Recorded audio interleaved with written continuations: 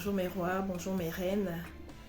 Queen Esti, docteur en pharmacie, pour la capsule santé de ce jour. Ma capsule santé de ce jour est une réponse à une interrogation que m'a posée un de mes auditeurs. Il cherchait à savoir pourquoi on refuse de servir la vitamine C sur un bon d'assurance alors que la vitamine C est bien prescrite dans un protocole de traitement de paludisme. Alors, d'une manière générale, les assurances ne remboursent pas les vitamines. Ça, c'est d'une manière générale.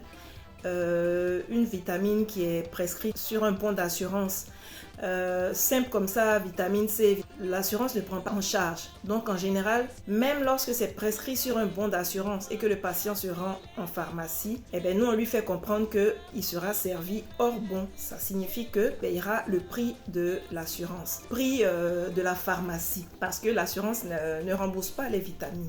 Mais par contre, les assurances précisent bien justement dans la liste des exclusions que la vitamine C n'est pas remboursée sauf si elle est prescrite dans un protocole de traitement de palu ou d'autres pathologies où la prescription de vitamine C ou bien de vitamines se justifie. Donc en principe, une pharmacie ne doit pas refuser de servir de la vitamine C sur un bon lorsque cette vitamine C est inclue dans un traitement de paludisme. On ne doit pas refuser de servir, à moins que dans les clauses entre l'assurance et la pharmacie, c'est bien mentionné que la pharmacie n'a pas le droit de servir les vitamines et dans quelques situations que ce soit. Normalement, lorsque la vitamine C, puisque c'est de ça qu'il s'agit, est prescrite dans un traitement de palu, normalement, ça ne devrait pas poser de problème. On devrait pouvoir servir la vitamine C. Mon deuxième point de la capsule de ce jour, il s'agit des bains de vapeur. Il y a des clientes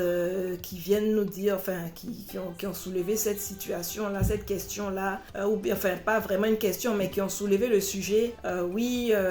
J'ai dû faire un bain de vapeur, c'est-à-dire chauffer l'eau, et puis je m'accroupis là-dessus pour je sais pas trop quoi, ou bien des pierres chaudes. On chauffe des cailloux, on met dans l'eau et puis on s'accroupit sur la vapeur. Ça correspond à quelle logique? Il faut éviter toutes ces choses qui peuvent irriter la zone intime. La vapeur chaude, mais ça peut vous brûler. Si vous voulez aseptiser, si vous voulez nettoyer, si vous voulez rendre propre votre zone intime, mais vous faites votre toilette intime, tout simplement.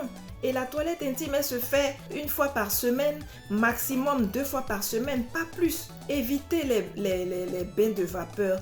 Je sais pas, les recettes. Il y a des recettes de grand-mère qui laissent à désirer. Moi, je n'appelle pas ça une recette de grand-mère. Il y a des recettes de grand-mère qui marchent très bien, qui répondent à une logique. Quand tu écoutes, quand on t'explique, ça répond à quelque chose de logique. Mais un bain de vapeur chaude, ça va vous faire beaucoup de mal. Il faut éviter ces choses. Quand vous vous posez des questions ou bien faire la toilette intime avec quelque chose qu'on appelle JK. Moi, je ne sais pas ce que c'est JK.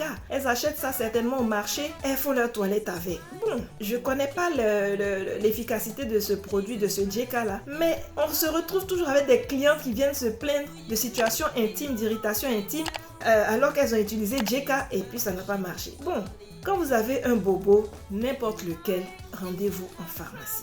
À la pharmacie, la consultation, les questions que vous allez poser aux pharmaciens ne sont pas payantes. Vous voyez, vous pouvez venir à la pharmacie, poser juste des questions et puis sortir sans être obligé d'acheter un médicament. Le pharmacien se tient à votre disposition pour répondre à vos questions.